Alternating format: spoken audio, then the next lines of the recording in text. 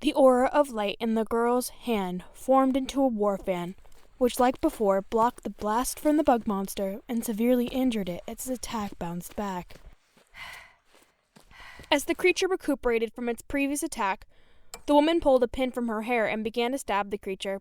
It struggled, but was still fighting the woman while the group of siblings watched, amazed and horrified all the same.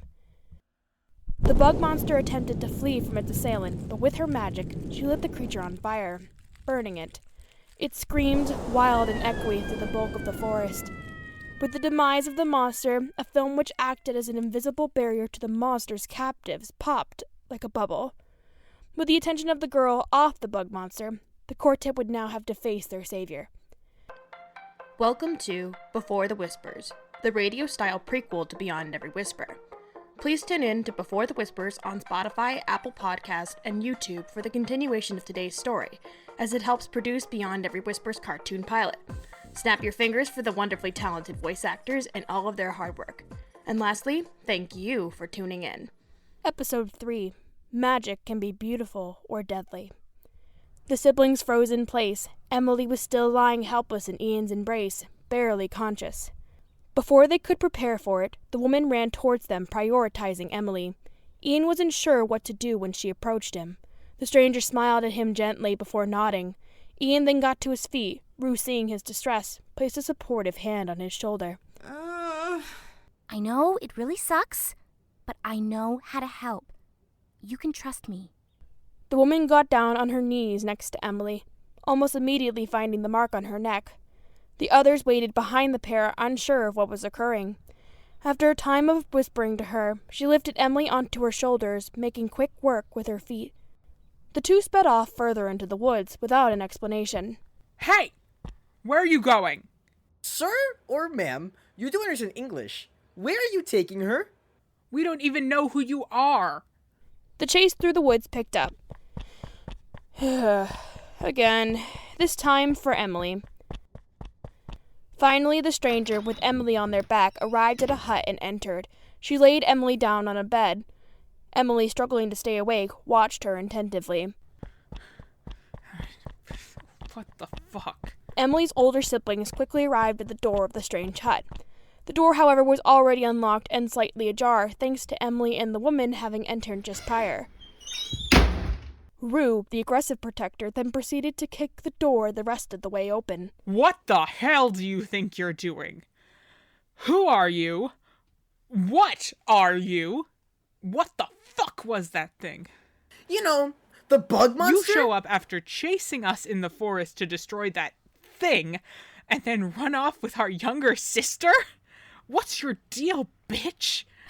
I understand I caught you off guard, and... Oh, don't you try this whole gaslighting bullshit with me, bitch. We have a lot of questions, and you're not leaving this place until you give us a couple of answers. Or at least Emily. I understand. Tensions are high. But the things I needed to help her were here. And I figured she'd be more comfortable here while I try to reverse the effects of her hexing. I didn't mean to startle you. Martha and Ian both grind their teeth nervously as Rue proceeded to grip the woman by the collar of her white poet shirt. The girl's pupils shrunk in terror at the eldest sibling's rage.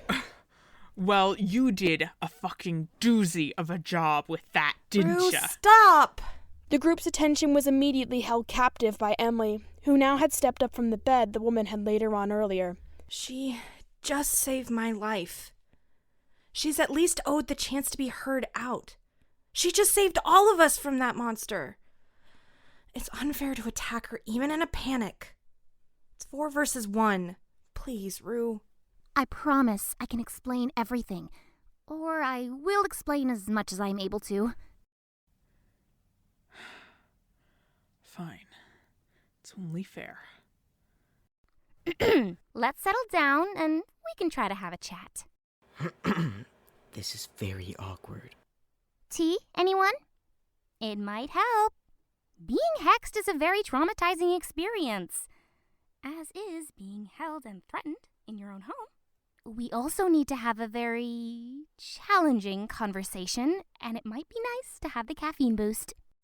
The woman anxiously stepped in between Rue and Ian to reach her stovetop. On top of the burner sat a glass-bottomed kettle with a wooden handle. Silence and tension that could have been cut with a knife filled the hut until the boiling pot began to whistle. The woman, pot holder in hand, then poured a mug for herself. The group had then settled themselves into the small space that stood as the living room on the sofa, the woman on a stool in front of them. I could get you all some of this tea if you would like, but I won't be offended if you don't trust it. I have a feeling you want an explanation. It's a tad bit overwhelming. Understatement much? Yeah, got that. Where should we start? There's definitely a lot on your mind, so pick a question and lay it on me. Well, firstly, who are you and what are you? Good one to start out with. My name is Genevieve Demore, and I am a human just like you four. I live in this forest. I was born here. So, you're a native to that village? One of 74. Wow, that's a really small village. Volley was right. Yeah, only 74 people from different ages here. Most of the people cleared out and took refuge in a small town just outside of the forest called Kodiak, or spread out into Norway.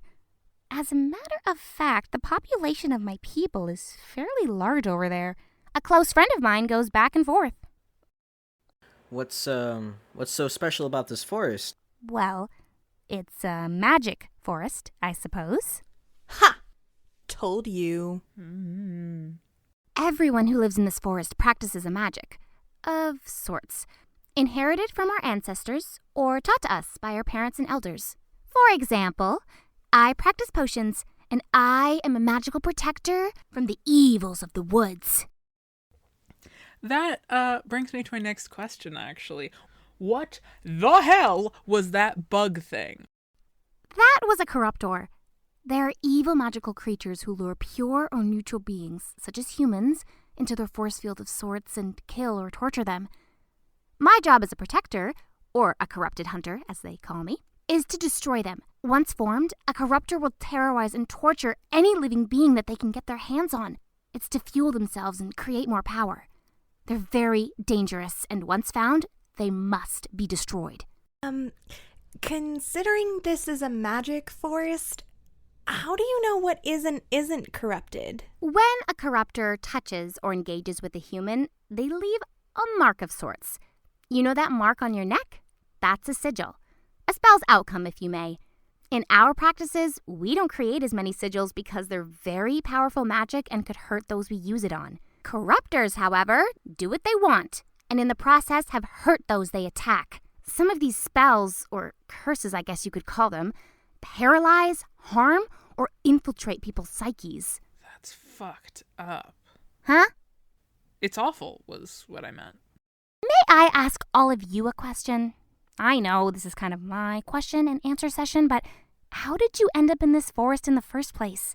Who are you guys? Well, we're siblings that moved to Kodiak at the beginning of September.